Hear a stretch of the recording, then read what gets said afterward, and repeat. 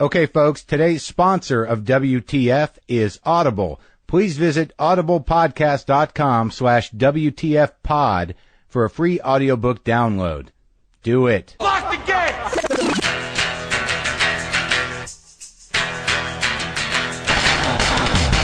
Are we doing this? Really? Wait for it. Are we doing this? Wait for it. Ow! What the fuck? WTF. And it's also, what the fuck? What's wrong with me? It's time for WTF. What the fuck? With Marc Maron. All right, are we doing this? Let's do this. How are you, what the fuckers? What the fuck buddies? What the fucking ears?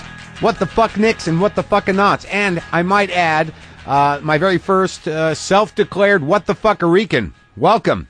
He tweeted me that the other day, that he is a what the fuckerican. Didn't get a name. Don't remember his Twitter handle, but I have a what the fuckerican now listening to WTF. I am Marc Maron. This is the show. Thank you for coming. We have a great show today. I'm going to talk to Rob Corddry from Children's Hospital and from several movies. I enjoyed him in Hot Tub Time Machine, but he's going to stop by the Cat Ranch here and talk for a little while. I do hope that the smell of pot is out of the garage here at the Cat Ranch by the time I interview any more guests. Not that I care. It just, it's hard to tell people, like, it wasn't me. It was Kevin Smith was here. He was here, and now everything smells like pot. I went out last night to a club, and people were coming up to me going, "You smell like pot." And I'm like, "I don't smoke pot." And I'm like, "Oh, shit." Yep. Kevin Smith, I interviewed him the other day. We talked for well over an hour, and he wanted to smoke pot. So I said, "Sure, I'll just sit across from you and breathe deeply, and that won't be a transgression. That would not be a relapse." I was doing my job. I had no choice. That show will be on soon. Let's talk about, why not? Let's talk about, first, before I talk about the New York Times piece, can I plug my app? I would like to plug my app if I could. There is a WTF iPhone app, and a lot of you are asking, where are the early episodes? Well, the early episodes will be put up on iTunes soon. You can get premium episodes at WTFpodshop.com. There's like 5 live ones up there. But if you get the new iTunes app, you will be able to stream all of the early episodes that are not on iTunes. And if you upgrade, I believe you get a premium WTF as well. So if that gets you in that direction, I'd love to have you do that. Knock yourself out. Droid app on the way. Hang tight. Okay, I'll talk about the New York Times piece. I like the New York Times piece. I liked it more after I read it 7 times. First few times were a little difficult. I hung on to words like verbose. I hung on to words. I read it like you would think I would read it, only looking for the negatives. But I tell you, that guy Saltstein did a great job. I'm very happy he wrote the piece. It made me very excited. And by no means am I getting a big head about this. I'll tell you how I experienced it. When it was online, I was very excited it was online, but it didn't really become real to me until Sunday when I was able to buy the paper. Now, let me just paint the picture where I was on Sunday. Sunday morning, where was I? Okay, I remember. I was at a Residence Inn Marriott in Sacramento, California, without a car. And what I did that morning to celebrate me appearing in the New York Times is I went into the lobby 5 minutes before the breakfast buffet was over. I made myself a waffle. That's right. I put honey on that waffle and I ate it with my hands. And then I walked across the street to the How About Arden Mall. I walked across the street. I walked past the Nordstrom Rack. I walked past the weird looking barbecue place. I walked past the, what's that place? Oh shit. That chain of Mexican restaurant, Chili's. Walked past the Chili's, right into that Starbucks, and picked up a copy of the New York Times there in the parking lot of the How About Arden Mall, Sacramento, California. There's a cupcake place there. Did not buy a cupcake to celebrate. Already had a waffle. And I sat in that Starbucks and I looked at my mug, my smiling mug with my well-coiffed hair behind my microphones in the New York Times. And I looked around as if to say, huh? But there was no one there to say it to. So I said it to myself, and it was very thrilling. I will say that. Sacramento, on the other hand, that was a little, a lot of good people up there. A lot of what the fuckers came out. I want to thank you for that. But it was definitely some hands-on, old-school road comedy trench work that I had to do those second shows, and I was happy to do it. I'm thrilled to be out there working, and I'm thrilled that you guys are coming out. If you want to come see me tonight, I'm at Helium in Portland. No, sorry, scratch that. If you want to come see me tonight, I'm at Helium in Philadelphia tonight, which is Thursday. If you're listening to this on Thursday, what would that be? The 13th. I'm there tomorrow, Friday the 14th, and Saturday, January 15th. Helium in Philadelphia, if it's not a snow day. And then next week I will be at Sketchfest, where we're doing a live WTF with, listen to this, Will Franken, Baron Vaughn, Maria Bamford, Bobcat Goldthwait, Outside Chance, Weird Al will be coming. I'll be at Sketchfest all that weekend. That's the 21st and 22nd, doing a lot of shows up there. Go to the schedule to check it out. But I'm thrilled about the New York Times. I was thrilled about the Rolling Stone piece. And, but I'm keeping my humility. As I said, I took it in a parking lot in Sacramento, and I was happy to be there because I don't want to forget where I come from. I don't want to forget who I am. And when you're in Sacramento alone in a parking lot, all you have to hold on to is yourself. If you don't have that, you might get lost. You might get lost among the strip malls. There was a Guitar Center right across the street. That was good for me. I courted a guitar for 3 days because I figured, hey, I'm in the New York Times. Why not buy a fucking guitar I don't need? Huh? Why not do that? I was on the phone with Brendan Small. Holy shit, dropping the names this episode. Dude, I found this J45 Gibson. I think I like it. I don't know. Is this a good deal? What do you think? I went in there 3 days. I made it through the warfare that is the electric guitar area of Guitar Center on a weekend, where I walk in with my 47-year-old tired blues lick ass, sit down to perhaps, plug in a newer Telecaster, and I start cranking out my dumb old blues licks, and I hear the call to war from across the store. Yes, it's a 13-year-old shredding some Megadeth or something similar. It was just basically, oh yeah, old man, why don't you eat this, motherfucker? That's how I heard it. He was pretty good, too. So I clunked out a couple of other chunky blues riffs, and then I listened to him shred for a little while longer, and I decided I'm going to go to the acoustic room where I can get a little privacy and maybe enjoy my time playing one of these instruments that I can't quite afford to own. So I retreated to the acoustic room, where I slowly fell in, it might have been dysfunctional initially, but I thought I was really into this J45. And after going back for a few days, I found that there was a buzz on the second fret around the A string, and I was not going to do it. So I said farewell. I enjoyed my time. I went in there one day, and there was a guy in the studio, not in the studio, but they have a separate room for the more expensive acoustic guitars. He had shut the door, and it was literally like he was doing a recording session. He was singing loudly, and I sat outside for a while because I didn't want to interrupt him, because I thought maybe this is this guy's time. Maybe he comes in every weekend to play one of these guitars and sing and have that creative time, that venting for himself. And I literally sat, I think outside of the room, in the other room where the other acoustic guitars are, for probably, a good 3 or 4 songs before I'm like, all right, now he's just being fucking selfish, and he's playing the guitar that I want to buy. So I'm going to go in there and sort of wander around a bit, give him the stink eye with my body, and see if he picks up on it. And he ended up saying, yeah, don't you love this guitar? I said, hell yeah, I do. Let me have it, bro. And we talked for a little while, and he split. And I did not buy the guitar, but I did. I know some of you are saying, Mark, you should treat yourself a little better. I mean, you were in the New York Times. I went to the Nordstrom rack, and I bought a pair of Clark's Desert Boots, half price, parentheses, Jew. Was very thrilled about that. I'm yet to wear them, but I have them. I don't know how you took in the New York Times article. I don't know whether you read it online or got the hard copy, but if you read it online, there was a chance that you went to a small video presentation of me about the show that included John Hodgman. It showed me interviewing John Hodgman, and it showed some clips of John Hodgman talking about WTF. So I've gotten a few emails. When's the Hodgman episode on?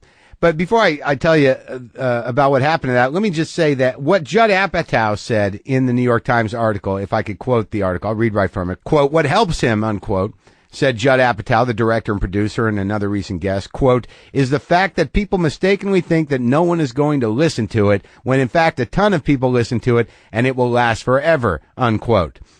The do-it-yourself quality of the podcast, this setup includes only a laptop computer, a digital recorder, a mixer, and 2 microphones. Puts guests at ease. As Mr. Apatow put it, quote, you kind of feel like he might lose the tape on the way home, unquote. Well, guess what?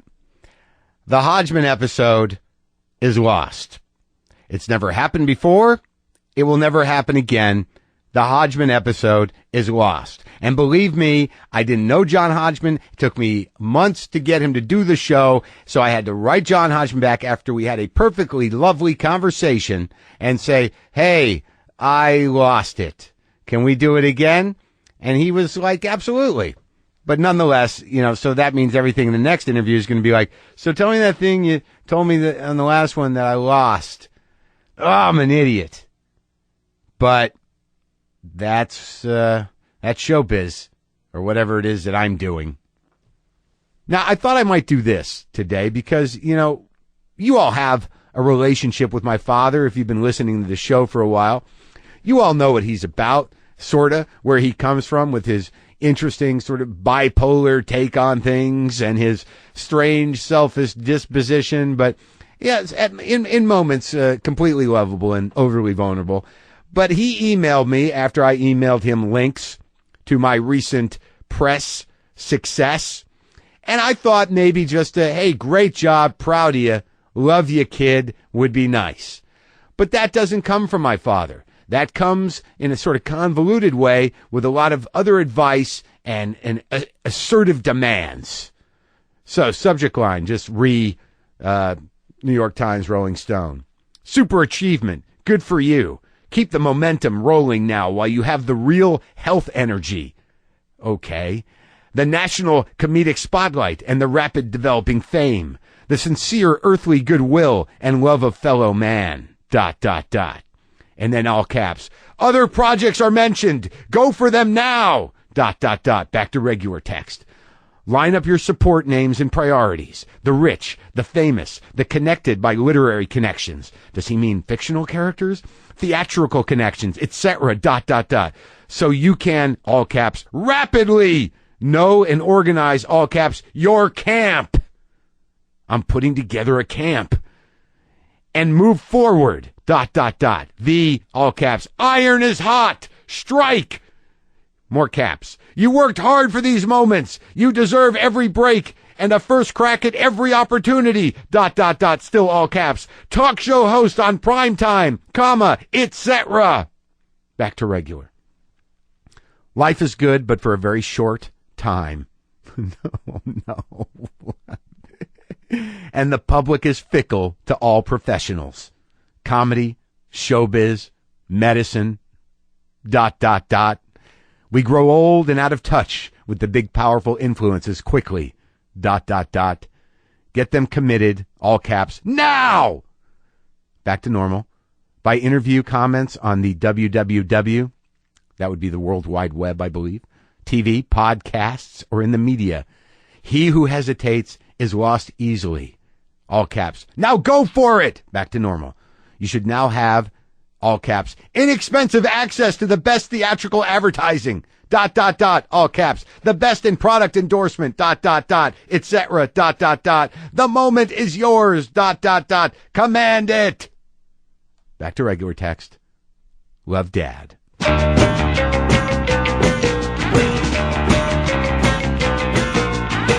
As you know, sometimes Audible.com sponsors our podcast, and they are sponsoring this one. So if you go to audiblepodcast.com/WTFpod, you will get a free audiobook download on me and a free 14-day trial subscription to Audible. It's a great service. And as you know, if you like what I'm doing, you certainly like to hear things in your head. What did I just put in? I just did a search on waffle. That's right, because I was talking about waffles earlier. And what comes up? Everything on a Waffle by Polly Horvath. Now, I can't vouch for that. I can't vouch for that book, but I'm telling you, man, they got over 60,000 titles, and you can get one for free. So if Everything on a Waffle is your cup of tea, knock yourself out at audiblepodcast.com/WTFpod, and you will get a free audiobook download on me for listening to my show. My gift to you. But you know what I recommend? If you're not into Everything on a Waffle, go for Keith Richards' Life. because I think he half narrates it and Johnny Depp half narrates it. My brother's listening to it now, and he called me and left the standard Craig Maron 20-minute long message. I think he was doing his own audiobook on my phone about how thrilled he was to listen to that. I'm reading it, but now I feel like I should ditch the book and just get it. So go to audiblepodcast.com/WTFpod, and why not? Get yourself Keith Richards' Life on me and a 14-day free trial run for audible.com. I mean, I would do that, or get the Waffle Book. Really, it's up to you.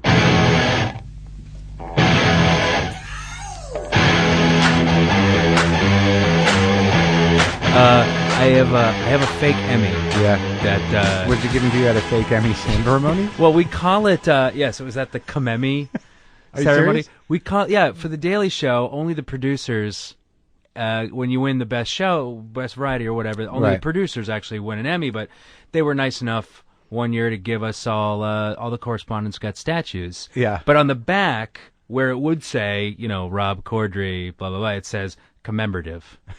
So it's really it's literally a fake Emmy. So they had to do that legally? Yeah, it's given. I mean, they bought it from the whatever from the Emmy Academy. place. Yeah, from the Emmy store. Oh, so the Emmy Mart. So the Emmys have actually prepared for the fact that they know they're only awarding the people that produce the show, and that there'd be a bunch of unhappy talent. So they make this available. They probably. I mean, yeah. I think it was John. I think that was nice enough to say Can you throw me 5 more of those things? Throw the talent for about the kids? Yeah. they seem to be doing something around the office. But I don't know what to do with it because it's even a real Emmy. I'd feel a little embarrassed to have it out or whatever. But it's not even a real Emmy. No, especially if it's just one. I think when people put 3 or 4 out, then it's sort of impressive. But at that point, you'd have a room for them that you'd only bring people who are special. Exactly. Well, let me show you the Emmy room. Rob Corddry is in the garage here at the Cat Ranch. A late call. This is one of the later interviews I've done. So I don't know what my tone might be a little different. Oh. Night has fallen. You've come from work. Yeah. Usually I get people out when they're uncomfortable. It's during the day. They're still getting up.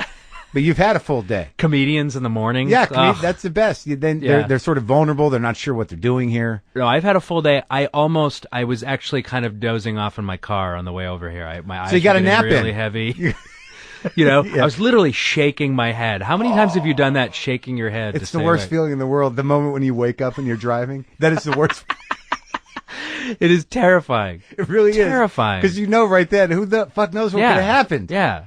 So and full-on hard-on. Every time I fall asleep, I wake up with a full-on hard-on. Just like the morning. Exactly. Yeah, and you're like, that's probably not usable. I just got to pee and it'll go away. Exactly. Yeah. So you're shooting at a second season of Children's Hospital. Technically the third. The first season was a web series. Right. So, but we're calling it the third season. But how did that make the jump? I mean, what now? Because everyone talks about it's a big dream. That's what the idea of providing free content for servers or for YouTube. Yeah. The big idea is that someday someone will go, "Wow, let's make a television show out of that." Yeah. But where was the web series? Was it just on YouTube or was it sponsored? No, it was sponsored. It was in that sort of sweet spot around the writer strike. Right. Area when studios didn't have a lot to do and they all started these digital arms, right? As a loophole. We got to keep these guys working. Exactly. No, and for real. They'll work for free. It's terrific. It's also free development for them. Now, it kind of failed. There wasn't many web series that went to, that actually got to be shows, but we were just lucky in that we treated it like a television show. You know what I mean? It looks good. It was one of the first web series to actually look slick, right? For the internet. I mean, on TV it looks like shit. It's amazing that the kind of crap that people put up who expect opportunity to come from it. It is the internet, but just as easy it is to put things on the internet, it's not that expensive to shoot something that looks good, is it? Yeah, no. I mean, but you get the right people, right? You know what I mean? That's it. Who are your people? We've got just one of those stalwart camera operators who this was one of his first DP jobs, and he is just like, he's the best. Isn't it great man. when you work with people that know what they're doing? Oh my God, he's incredible. Like my technological expertise is limited to what's happening right between my mouth and this microphone. Really. There's a lot of wires in this room. Well, you but got a good setup here. Someone had to come teach me how to use shit. It's good. Yeah, I mean, it looks like I know what I'm doing, but really, if something were to go wrong, I've got to make some calls. My wife, oh man, half of my life is spent trying to teach my wife. She's been married. I'm kind of tech savvy, and I've spent the last 10 years literally like telling her how to open a file. Oh, on really? The computer. She's just completely retarded when it comes to working. Just with working though, she can do other things. Otherwise, well, actually, she has Down syndrome. Well, good for you. I mean, it's nice to help out. Now, what are It's the always odds? been a fetish of mine. What are the odds of you having a normal kid? Or 2 completely normal kids. Really? Yeah, And who are midgets. Yeah. I don't know how that worked out. you got a funny family. Boy, you should do a show with that Hilarious. family.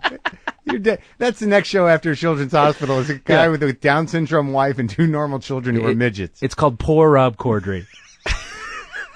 Is this how you develop shows? Exactly. You're one of those ridiculous people. Yeah. It's just like, I just thought of it on Maron's podcast, and I realized, holy shit, there's got to be some Down syndrome actors, right? I'm pitching it tomorrow. All right. Okay, so it's on the web series. And but where was it? Was it on YouTube? Because I'm sorry, yeah, that was your question. My internet was down, so I don't know anything about you other than what I've seen on television the few times we've met. Right. So we'll just go by that one. Sure. I'll tell you all about myself. Good. So you just threw it up on, but you had some cachet. People knew who you were. You were on the Daily Show. Yeah, you were I guess. and the Hot Tub Time Machine hadn't come out that time. No, right? no. I was in a lot of crappy movies before that. But yeah, the Daily Show was pretty much the thing, and it was Warner Brothers themselves who produced it, and only for their website. But they couldn't pay you. Oh, they paid us. Oh, Yeah, okay. No, we got a full budget, I don't remember what it was exactly, but it was pretty good. But for a web how was series. that avoiding the writer strike in a sense? They weren't paying writers, or what? How did that work? I don't really know. I don't have. Was it some sort of loophole, like that it wasn't internet didn't count? It's not union, right. Or I don't really remember, but I remember that's what I was doing with my time. And what was the development process of the show? I mean, what sparked the idea? Well, I have a 4-year-old daughter and a 2-year-old daughter. My 4-year-old was 2 at the time, and she has this thing. It's called nursemaid's elbow, where a ligament, if you jerk it hard enough, her ligament will pop out. And you learned that how? I was beating the shit out of her one day. Yeah. And she popped it out. We And took you her said, to "Why are you crying?" Exactly. That didn't hurt me when I was a kid. And all of a sudden, comedy was born. Yeah. But it is actually just that tragic. Like, we went to Children's Hospital, the emergency room, and it's the least funny place on the planet, And, Of course. scared parents and crying and hurt kids. And the thing that I found was not funny, but I think the idea came when I noticed that everything was like small sized. Yeah. Like gurneys are smaller and IVs are smaller. Right. And I was like, oh, that's horrible. And somewhere in there I had the idea for it. And what, you are the chief doctor there, or what is your? No. I have a very, actually, of the leads in the show, I have probably one of the smaller parts, just so I could do the other stuff. And you're working with kids? And I'm very bad. Yeah. I can't act when I'm doing all this other stuff. I find Really? it really hard to turn it all off, and it's getting easier. But during the web series, which I also directed, I didn't direct any other ones, I was junk. Yeah. Garbage. Because you're too distracted? Complete garbage. You actually stand behind the counter and go, Rob! You're awful. Wrong. I just watched fucking Hot Tub Time Machine, and that's your movie, for fuck's sake. I had no idea. I mean, I knew you were coming over, and I had rented it actually before I think I knew you were coming over, because I wanted to see it, because I like you, I like Craig Robinson, and I didn't realize Cusack was in it, and I didn't know the other kid. But that's your movie. Oh, well, thanks, man. I mean, me and Craig got very lucky in that movie because they needed something fun, like that whole crazy scene where I almost blow him in the bathroom and I get fake jizz all over my yeah. That was a reshoot because they just needed something to break up the Cusack story, the love story, and we were just sort of had that landed in our laps, you know, and that's like. It's just the greatest, but you stupidest scene. You were just so fucking over the top. Yeah. And that's sort of what you do. Yeah. Right? Yeah. And that when you started, you never did stand up, right? No. I did sketch and improv. Where'd you come from? Well, I remember actually seeing you at Gotham Comedy Club way back in the early 90s. Yeah. Was I an asshole? No. Okay. No, I just watched you. Oh. We never met. Oh. But you were just one of the guys that I would see perform. We were the house sketch group at Gotham Comedy Club, and it was called Third Rail Comedy. Okay. And was that like on Monday nights or something, or like an off something night? like exactly. Yeah, Monday or Tuesday nights. Yeah. And basically That's guys where like you would come in and just work stuff out. Right. Or that's the impression I got. Right. We'd come in and they'd be like, "Yeah, the sketch show's on." Yeah. And we'd wait around going, "Oh boy." And when Oh, you boy. look in the room, there's more than 2 people on stage, And nobody wanted to follow a sketch group either. No someone- matter how bad we were, it's just like it's a different thing. Stand-ups hated us. I don't hate sketch, but there's moments where I watch sketch and I'm not sure that I understand it clearly. Like it's hard for me to tell the difference between a fucking genius sketch and one that's just shit. Is that possible? I mean, in the sense that like I see if there's more, if there's 3 or 4 people up there and they're all doing this thing, and then there's one payoff at the end that's ridiculous. I'm thinking like, it took 4 people to do that. Why don't you just tell it as a joke? Because that's really what it is. It's like just blow it like a 5-minute joke. Sometimes, Yeah, but other for times, real. like if things are really kind of synchronized, and I guess I don't want to be an asshole, but it's Please do. Well, but it's hard to make sketch that doesn't look like are we in college? It's all been done. Yeah. It's like really the only time I ever laugh at a sketch is if I think it's a truly, truly original, fresh idea, and I haven't seen that. Well, what drove you forever. in that direction? I mean, did you watch sketch when you were a kid and decided that was the shit? Or I what? did, but no. Like I was a big fan of old SNL and Monty Python and Kids in the Right. Hall. Those are probably my biggest sketch influences. But I was doing I fancied myself quite the important actor when I was young and in New York. I went to theater school and I came to New York and I was in really shitty Shakespeare plays, but I was always playing the jackass, you know what I mean? Right. And my friend asked me to audition for a sketch group and I was like, all right. And then I just really loved it. Did you go to college for theater? Yeah. Where? UMass Amherst. Oh, fuck, I know UMass Amherst. Yeah, sure I you drove do. out there. There's like 4 schools out there. There's Mount Holyoke, Yeah. Amherst. There's the Smith. hippie school. Yeah. Isn't Hampshire Hampshire out there? Hampshire, yep. Like there's just this weird cluster. You drive out into Yeah. the middle of Massachusetts, and then you smell pot, and you drive by Hampshire, and then you enter like a giant quad. Yeah.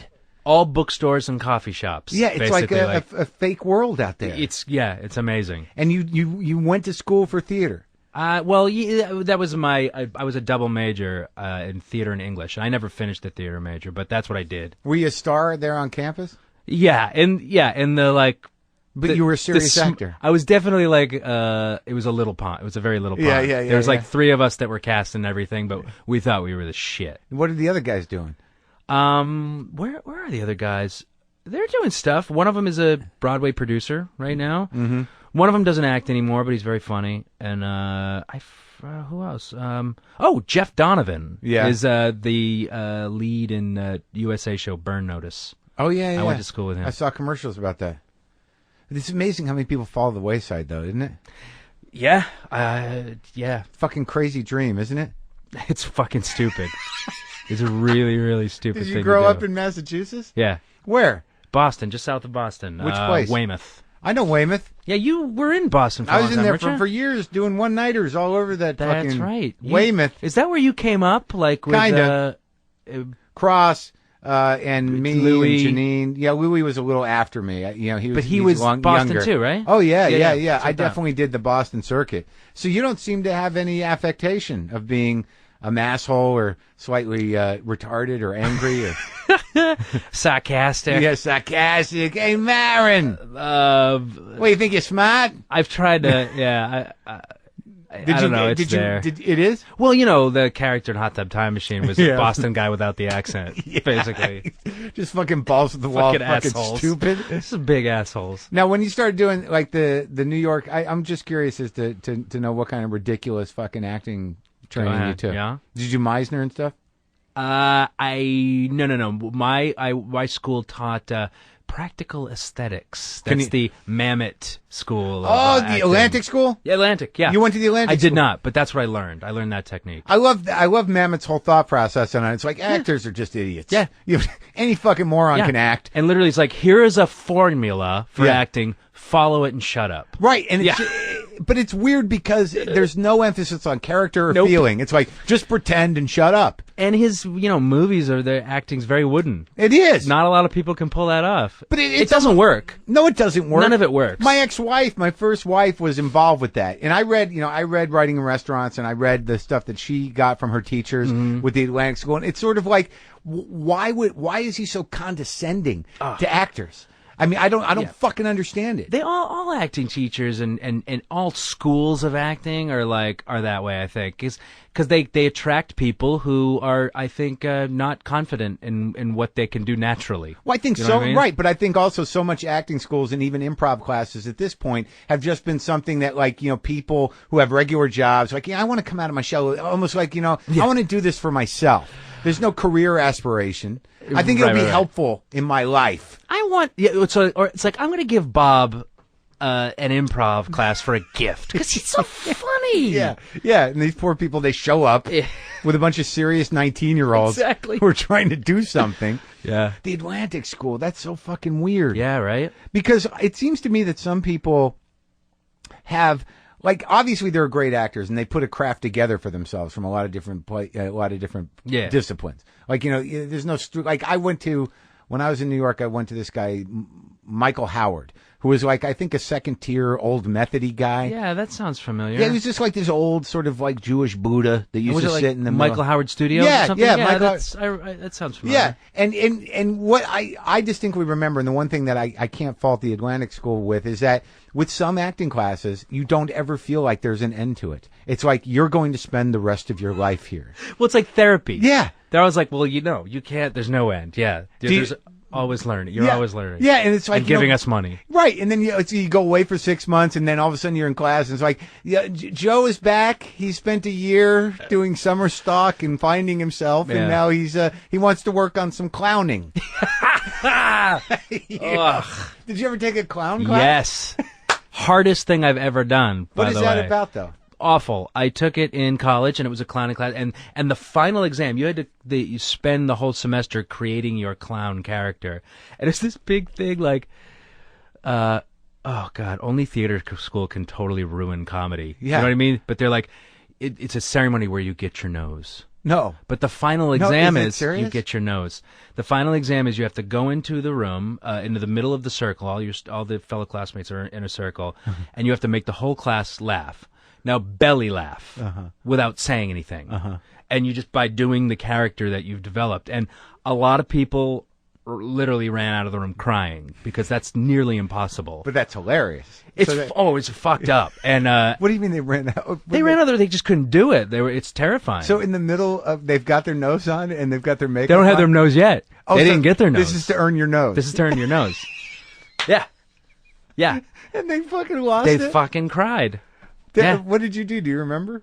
I know. Oh, well, yeah. I don't remember exactly what I did to make them laugh, but I remember doing some shtick or whatever that I've been doing, and I got some giggles. And then you get a little scared, and then you go right to the dick, right to the poop and the dick and the ass, right there. Yeah. And then that gets a couple chuckles too. But the teacher was obviously like, hack, yeah. And then you make this decision to either sort of jump off the cliff and do something real and honest and fun, or you run out of the room crying. Right.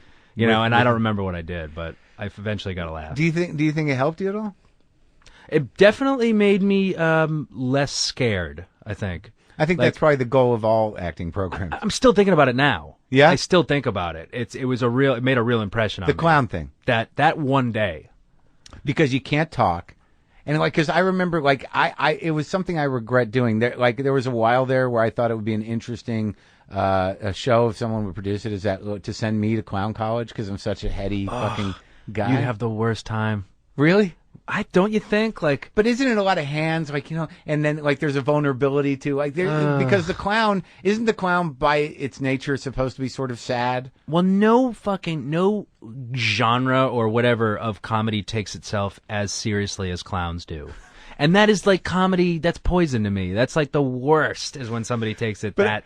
But I guess you knew in that moment where you went for your dick that, like, I got instincts here. I'm going places. I'm not going to be stuck in this lofty acting world. Look, you guys. Fuck your you. Keep your Look nose. At that, I'm jerking it. I'm jerking. Give me my nose. This is my dick. That's really Put my nose on what the it top was. of my dick. I just started smiling and pointing to my dick. Because I know, like, the standard thing is, like, you know, I remember when I saw clowns, there's always that sort of sad, lumbering thing, and then, like, hey, he's happy, something else happens. And isn't there, like, did you have to make your own face? Did you have to choose a face? No, I don't think there was makeup, actually. It was more okay. like a costume. It was somehow distorting your body to make it look and feel different. And then, like, there's a whole thing about leading from a different part of your body. Like, figure out where you lead from, and then choose a different part to lead Did from. any of that set in with you? In when I was doing theater, Yeah.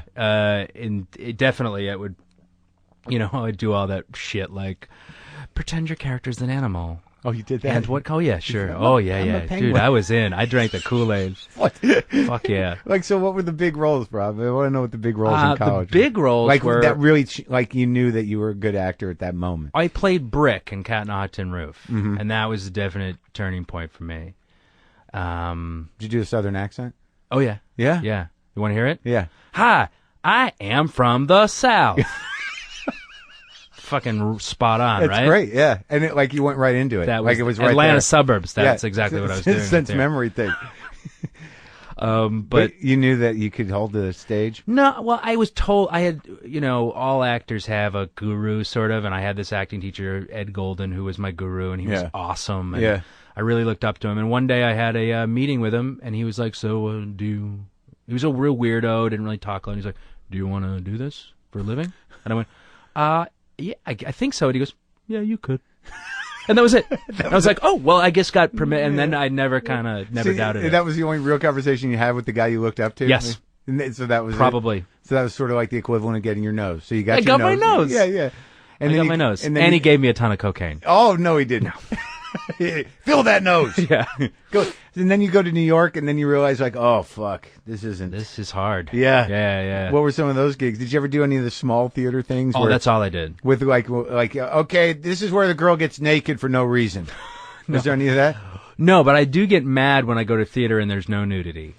You know what I mean? Oh, I'm like, yeah, experimental theater, dude. There was some girl that was a friend of my cousin's. She was she was on stage in New York. My cousin tells me, and I go, and I know this girl. She's 14, and I think that the show is called Mud Angel. And I don't even know what the fuck it was, but all I know at some point is she was covered with mud and half nude. Yeah. And, I thought it was fine, but there's the weird thing to experimental theater is so much of it is bad. Mm-hmm. And no matter how good the actor is, you're sitting there going, oh my God, they're trapped in this thing. but most of them, like I said, I've drank the Kool-Aid and they think it's the best thing in the world. Did you ever do any of those really shitty shows? I did, pretty much I did a lot of Shakespeare when I first got to New York, and it was all shitty. All small, like Theater Row, black box theaters, and what is the point of Shakespeare after a certain? I mean, well, that's the thing. I think I like it. I do like to watch it and listen to it. I don't know if I'd ever do it again because you know why people always they're always recasting Hamlet in fucking Roman times or the moon, Romeo and Juliet on the moon, yeah, exactly, yeah. Or two gentlemen of Verona underwater, Othello underwater, yeah, exactly, and it's because there's not a lot left to mine.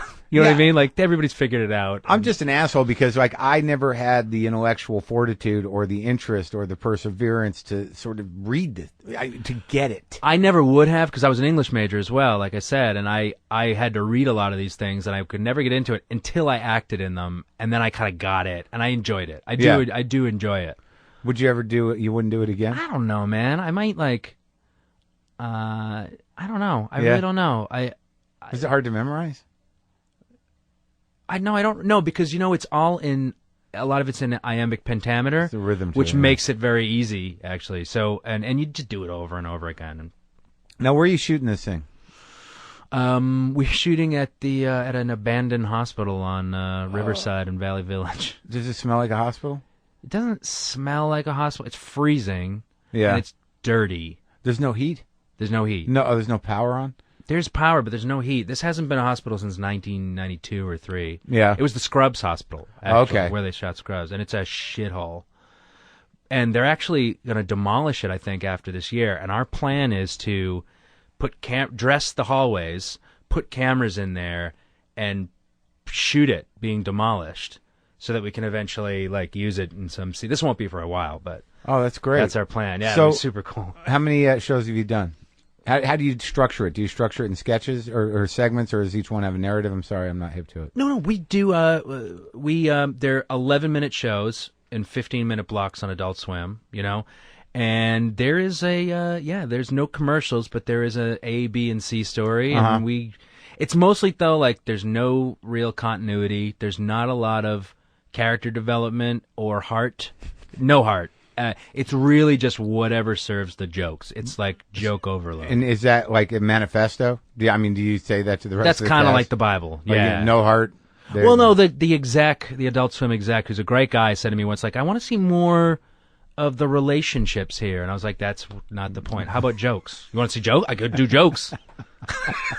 I don't want to waste time on relationships. Do you are you against any heart in your comedy in general? No. I actually appreciate heart in comedy too. Because I thought, it's my point of reference is Hot Tub, that you were sort of a sympathetic character. There was a lot of heart. Yeah, there really for was. a movie called Hot Tub Time Machine, there was some heart. The Yeah. odd thing about it is that the friendships, for some reason in that movie, were more believable than some movies that are based on friendships. So, that was really a secondary thing. But there was something about, because Craig Robinson is such a sort of a generous, comedic talent in a weird way. He's sort of he's a big presence, but he's very porous and emotionally available somehow. No, he really is. You're right. And He really is. and Cusack is the same way. So it actually, for some reason, when you watch forced buddy movies, you're like, oh my God, there's no fucking way these guys are friends. But somehow or another, you kind of bought it with that thing after a certain point. We were also friends too. Those are good guys.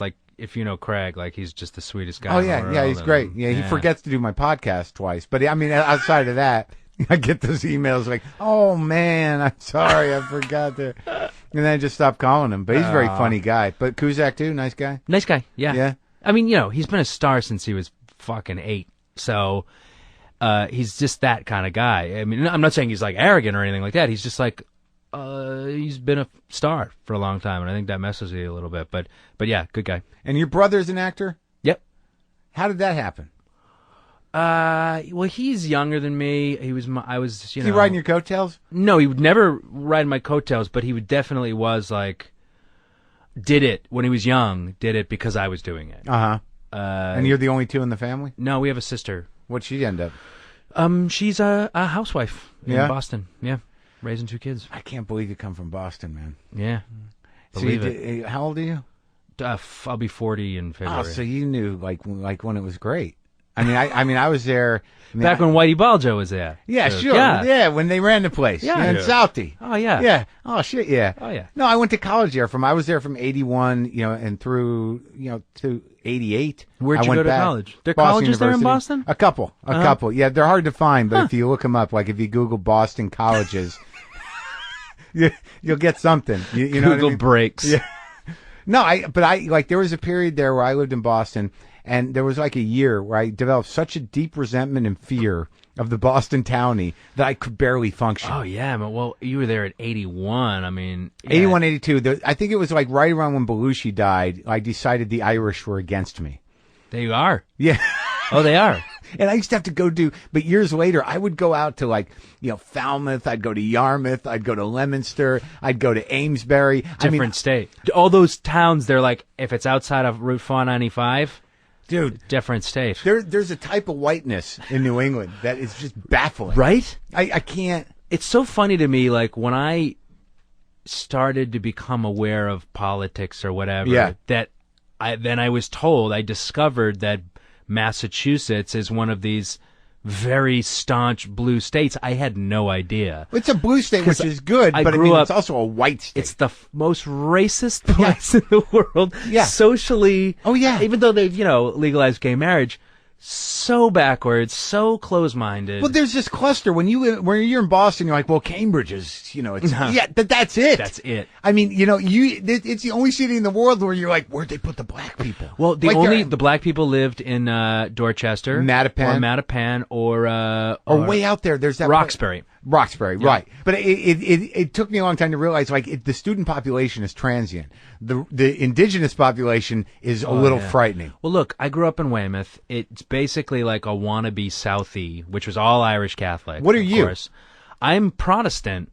Very Western European. Yeah. What kind of name is Corddry? Corddry is French Huguenot, so really just English and Scottish and Irish. But I was a minority, being Protestant there, and I didn't meet a Jew until college, for real. Did you feel his head? You're like, where's the horns? What are you? So exotic. That's my friend David Weintraub. He's from another planet. Exactly. Really? Did not meet a Jew. And we two black people in my high school, and I graduated with a class of 240. So there's. But like that, two black people. But in the movie, like Hot Tub Time Machine, like that type of townie that's like, you fucking asshole, like the stuff that you would see like wandering around Kenmore Square, that these people that would come in from the suburbs, it was terrifying. They are terrifying people. Yeah. What is that? It's just alcoholics. Is it just alcohol and Irish? Very Irish. It's cold 8 months out of the year.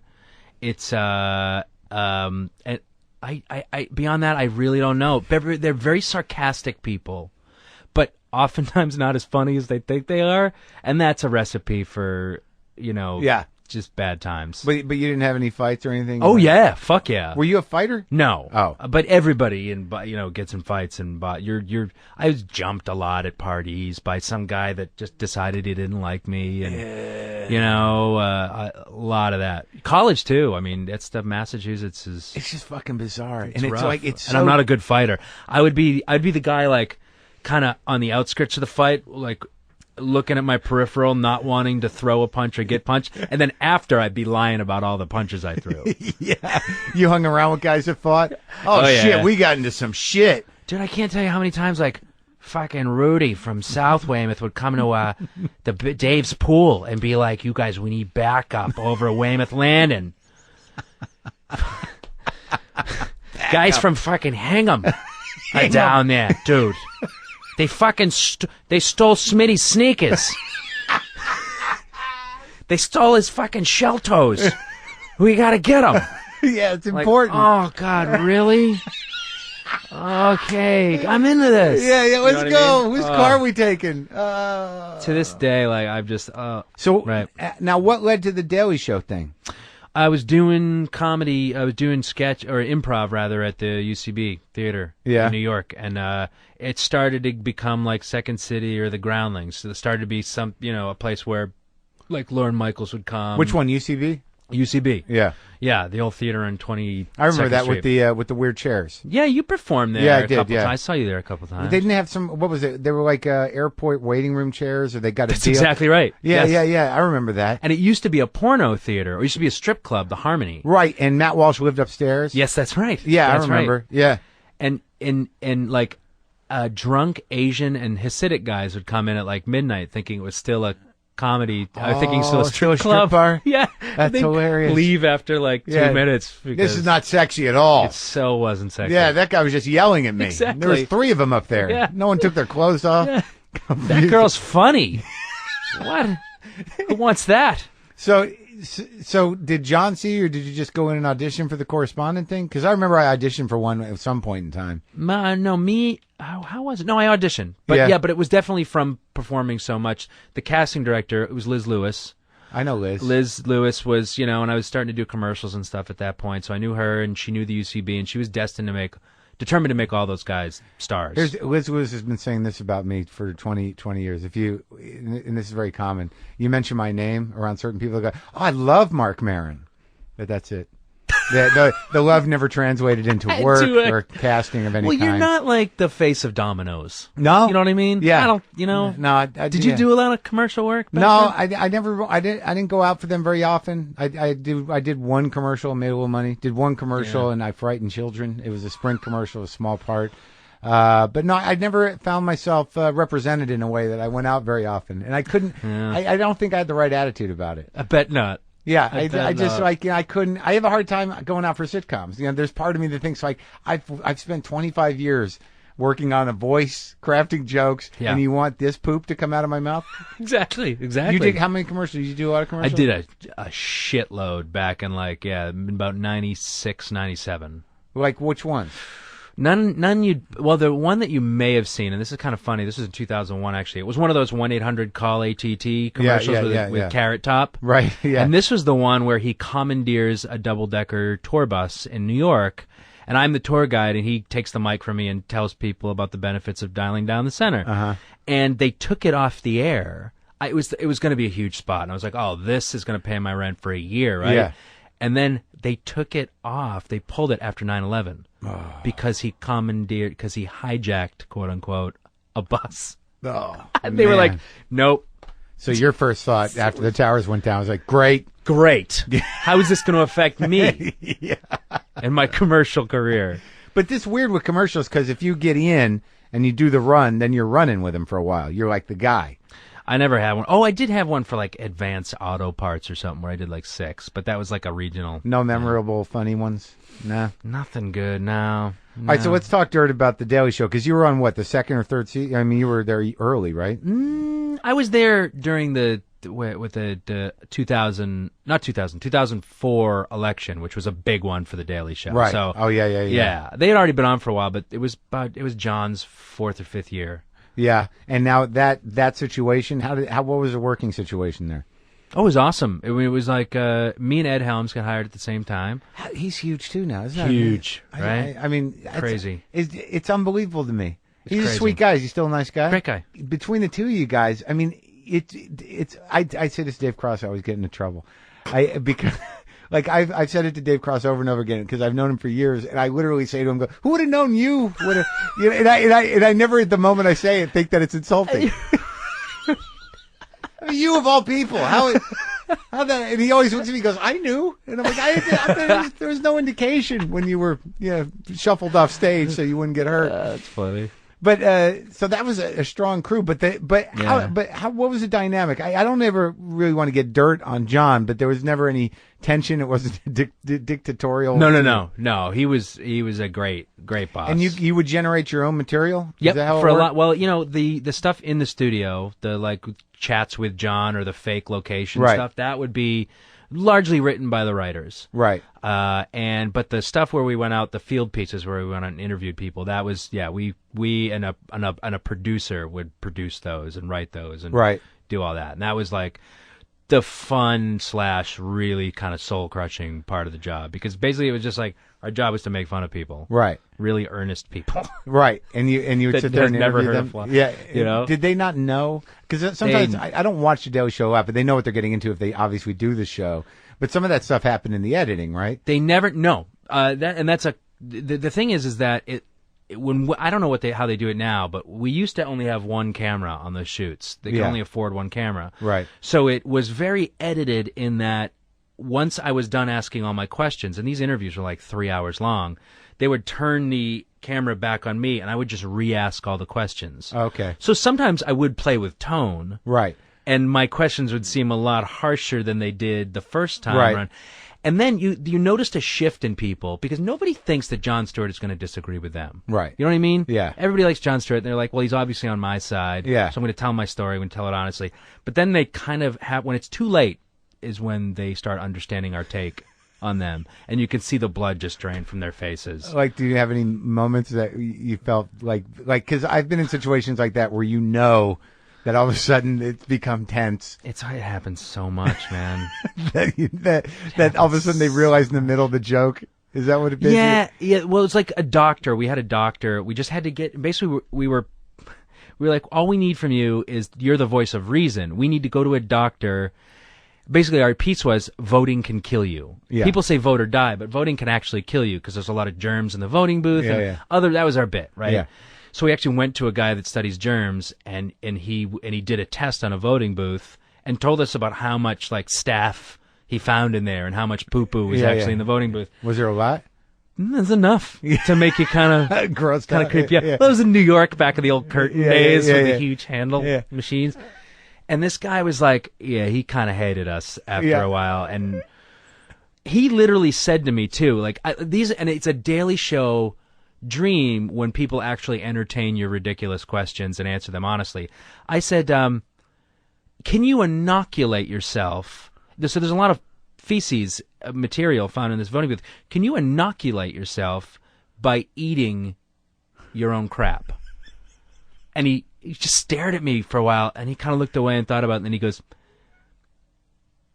as humans, we are literally bathed in feces. You could spoon eat human feces with no deleterious effect. And I said, and how would you prepare that? And he was like, get out. Oh, really? No, he didn't. No, he was jokey about it, but he really wanted it to be over. You know? That's fucking hilarious. Now, all right. So then you do the Daily Show, and now this. How does Adult Swim work? And who should I call? You know what? No, I've met those guys. They're good guys. They're great. Yeah. And we were in a very low stakes bidding war between Adult Swim and Comedy Central. Oh yeah. So, Adult Swim, I just realized. We'll get you a food tray. Yeah. The money was comparable, but it was like Adult Swim literally will let us do anything. Yeah. And Comedy Central, they're not as cool with that. And it seems like the Adult Swim's a little more loyal, anyways. I mean, it seems like with Comedy Central, like, that's true. Thank you for the 5 episodes. That's true. We're gonna think about it for a couple of years, and yeah. It's like true. It seems like Adult Swim, they're willing to let people go as far as they want to go, and they'll keep it around. Mm-hmm. Yeah, if it's good. Yep. And who are the people you're working with? Well, in the cast. Yeah. I'm producing it with David Wayne. Oh, really? And a guy named John Stern. And the cast is Lake Bell, Rob Hubel, Ken Marino, Malin Ackerman, Henry Winkler, and Megan Mullally. What's it like working with Winkler? Great, man. Really? He's the fucking Fonz. I know, but does he get sick of that? We don't. I mean, we've written some Fonzie jokes that never really made it in because they've all been done by Arrested Development. Right. But he's game for it. Yeah. But he's like, if you find a fresh one, I'll do it. But it just doesn't exist right now. What kind of guy is he, though? Is he? He's one of those guys that lives up to his sterling reputation. You know what I mean? Just the sweetest, coolest. Because it's weird that, like, when someone like that, like, who was part of my childhood on some level, and then, like, there was that period where he did the serious movies and it was impossible to really accept him. There was a movie he did, was it called Heroes or something, where he played a Vietnam vet, and I just remember it's just impossible for me to but then, like, he hung around long enough and he got older, and he's got a sense of humor and a little humility about his past, and he knows that he's never going to be able to fully shed that thing. And he seems like he's okay with it. He's at peace with it. Right. Well, it's like back then, like Leonard Nimoy wrote that book in the 70s, I Am Not Spock. Yeah. And then when he got older, he literally wrote another book called, like, I Am Spock. Like, you're right. That was all right. That was cool. Yeah. Now, you're married to someone in the business? No. Well, actually, she is in the business now. She's a speech pathologist, speech therapist. She was basically, like, helping brain-injured patients how to swallow again when I met her. And now she's a dialect coach for actors. Wow. Yeah. So she paid her dues in teaching brain-injured people. Exactly. And now she got her chops. Exactly. And now she's up there. She's moved up. Now she's basically just like stealing money from studios. I need help. I have L problems and S problems. But wouldn't you consider that part of your thing, though? Well, it has to now. I mean, I wouldn't say it's a signature. I don't think. No, that's not what I mean. But I mean, like, I can live with it. Yeah. But when I do voiceover auditions or something, I could become very aware of the fact that I can't say an L properly, right? And that my S is, and then I do it worse because I say L's with my throat, and I don't go la, I go la, so it's really a wuh. Right. Like it's lazy. It's like Dan Rather almost, doesn't he do that? But yeah, okay. Or Tom Brokaw? Which one of those? Both of those made me feel better. It doesn't matter Or either Peter one. Jennings, one of those. One of them dudes. had a speech impediment. Tom Brokaw. But the real issue is that would I fix it? Even if am I going to spend time and like sit here by myself with my microphone going la la la la? No, like it takes third graders a whole year to like get rid of a lisp. It would somebody that's been doing the Takes that lisp for long? 40 or so years. Like, Yeah. I think so, right? Like, it'd probably be. I think we have to own our Yeah. yeah. Do you but have this- any speech things? anything? I talk. I don't have find an myself very nasally. I don't have an accent, but I'm like a little nasally. Yeah, you seem like you Yeah. seem pretty well adjusted. And you have children that you're not making a mess of, and No, they seem to be doing all right. Although I'm a little neurotic, and she can. I can see it in my older daughter. She's worried a lot. oh really? She worries. Are you? Yeah, I'm a little. Really? I'm better now. Do you freak out?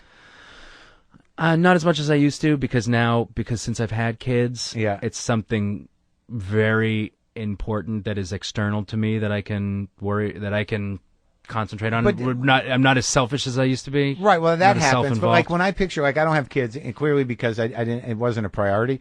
Yeah. And I think the way my second wife put it was, you think I'm bringing children into this? But but I am such a panic-ridden person. I don't know how the hell you don't freak out all the time. I had a hard time, man. I've the first 2 years were really, it was a big adjustment. Like, did you For drive me. your wife crazy? It's like, is that okay? Should we turn them on the side or on her side? Or? Well, not so much that kind of stuff because I definitely trusted my wife with all that stuff, that she knew what she was doing. Right. But it was more like just adjusting the fact, like, kids are boring. Uh-huh. They're really, really, like, spending Repetitive. a whole day with a child, with Yeah. a 2-year-old, and I Yeah. don't care how much you love this person. Yeah. It's fucking boring. Yeah. You know what I mean? In what way? Like, yes, we can play with the Yeah, crayon again. we'll read this really Again. horrible book again. Yeah. And play Zingo. Yeah, yeah. You know, I mean, So your concern was like, am I ever gonna have a good time? yeah, like, When does this become fun? And, you know, and it took like 2 hours to get her down to bed a couple times. Yeah. She went through this period where she was just scared to death. And, Yeah.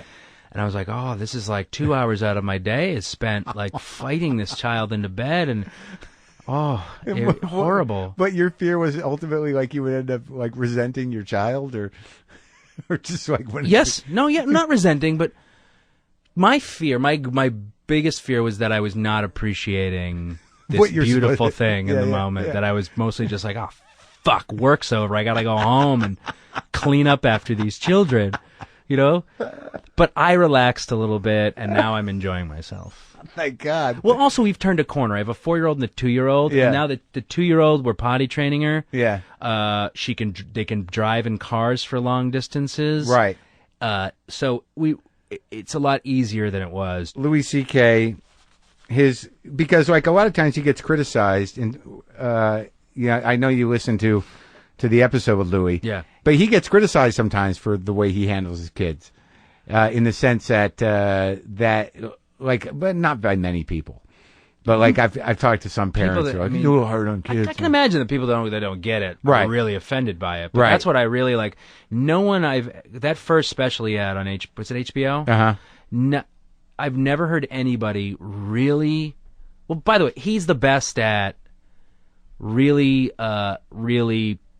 crystallizing and making light of his really most embarrassing feelings. Yeah. You know what I mean? Well, that's what it's about. That's what is it's that- yeah. It doesn't mean you act on those things. No, exactly. Yeah. But like he really, like, it was the crystallization of everything. My worst, most embarrassing fears about my kids, like, you know, that that they can be assholes. Yeah. You know what I mean? And it's okay to, like, it feels so good, so cathartic listening to his bits about children, because we've all felt that way. But it's the biggest taboo to admit it. Yeah, they can be very mean, and they can hurt your feelings. Yeah. And they, But also, like, he did that joke about the dog. Like, Mommy, I saw a doggy today. And Louis says, oh, really? Where? And she goes, I was talking to Mommy.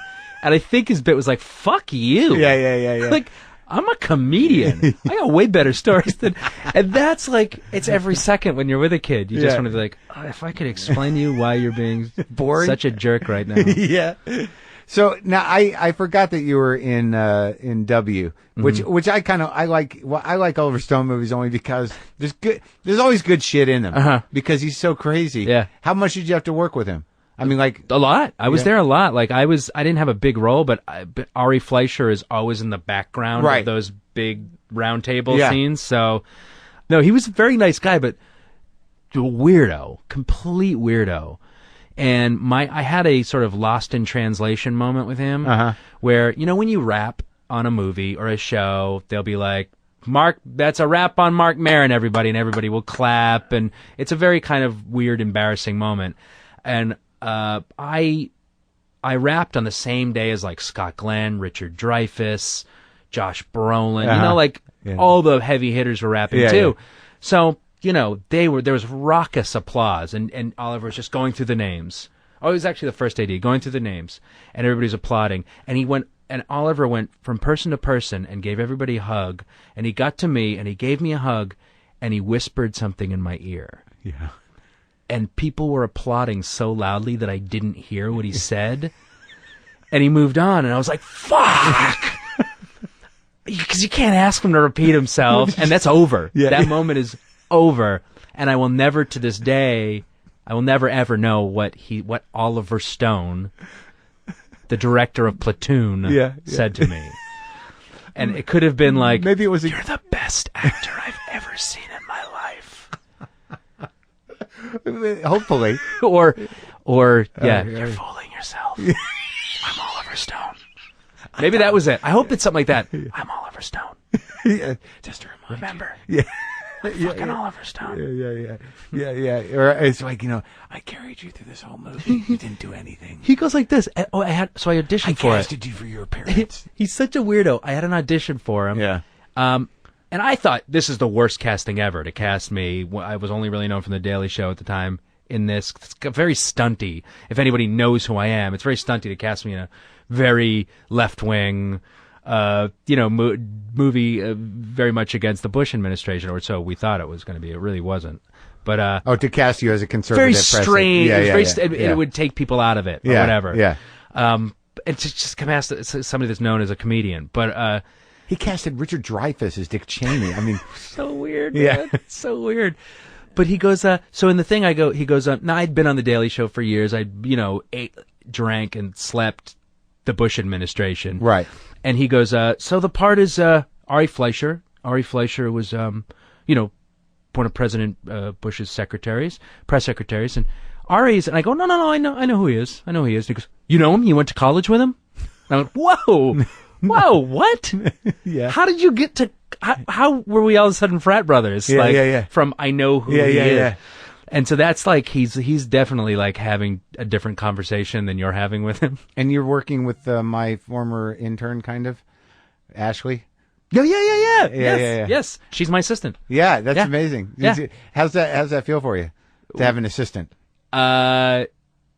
Really cocky about it. Are you? Oh, yeah. You got to do very stupid demanding. Shit. Yeah. Like, you can get away with anything as long as you say thank you and please. Yeah. Really anything. Would you just walk around the building a couple times? Exactly. Go down to my car and then come back. Do you want me to get you anything? No. Could you please do that? Please? I'll be watching from the window. Exactly. And then wave at me. I'm going to quiz you. Yeah. Wave at me. It is pretty fantastic having the assistant, I'm not going to lie. And is it full time? Because I got T-shirts that need to be. All right, well, I'll do it myself. Wait, are you asking me to be your assistant? I don't want to do that. Not applying for that job. Did you ever do shitty jobs like that? I would. Oh yeah, fuck yeah, but not in the business. I was like more like a temp a lot. Did wait. I love the fucking temp stories. I like when people temp. It's just so fucking hilarious. Awful, man. I don't know how the fuck people hire temps because they know they're not going to be there for long. I mean, it's got to be like, I faked it really well. Like, they really thought I got a lot of jobs. Like, they would hire me after temping for a couple of days because I was really like, I faked it. But then I would never stay at a job for over a year because I never wanted to get comfortable. Yeah. And literally at the end of a year, if it even got that long, I would get myself fired so I can collect unemployment. And I remember I worked for Goldman Sachs. I was the assistant to the general counsel. Was it all your fault what at happened?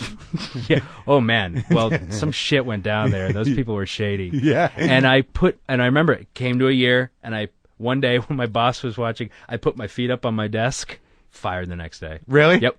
That's all it took. And really, that was it? Oh, he was a douche. He was a huge douchebag. And you got your unemployment. Yeah. I knew that's what would do it for him. He was already like, I just don't like this kid, but I got nothing to fire him for. Yeah. Like, I gave him an excuse, and he fired me. Did you know did you time it? Were you like... But you knew it was literally probably to the day. And did you wait till he was seeing, or you knew that? Yep. No, he had his desk. His desk was out of my sight, but when he did work on his little conference table, I knew he could see me, and that's when I did it. That's fucking I knew beautiful. He'd see me. Yeah. Did you ever fuck up an acting job? I got fired once from a shitty play about Vietnam vets. It was written by a Vietnam vet and directed by a Vietnam vet, and I was playing him basically. And after one day at the first 10 minutes of rehearsal, he started screaming, and he was looking off, and he was like pointing at the wall or an empty chair, and he was yelling, and I was like, this guy's flipping out. What is he? And I was like, oh my God, he's yelling at me, but he's not looking at me. Yeah. And I was just like, holy shit. And I kind of panicked a little bit, and I was like, I gotta go. And I left rehearsal. Yeah. And he called me that night and fired me. And it was such a gift to be fired. Did the play ever go no, up? I don't think so. So he was just like, he was losing it, and he was I forget what he was. He was. I think he was yelling, "Feel it, feel it, feel it," or something like that. I don't remember exactly what it was, but he was just red and spitting, and like it was crazy. Oh my God! Not unlike what you would imagine a Vietnam vet who started But writing there theater must have been would that be like. moment where you're like, oh, this is who he is. Yeah. And this would be my next month. So yeah. But your instinct was not to just start doing what he was doing in that moment. I was so trying to figure out what was happening in the room. There was no doing anything except like try to process what was going on. Being emotionally abused by a Vietnam vet who you're trying, but figuring out halfway through that it was me he was abusing. Like I had no idea. Couldn't even look you in the eye. Couldn't even look anybody in the eye. It was wild. Well, you've transcended, my friend. You've transcended it. That dude? All of it. Yeah, that motherfucker. Yeah, man. Boy, I taught him, didn't I? Yeah, look at you. You want to email him? Yeah. Let's Google him and see how his career is doing. Let's get him. All right, Rob. Well, I think it went good. I think we did it. You feel good? I do. All we right. did it today. Rob Corddry, thanks for coming. Thanks, man. It was a pleasure.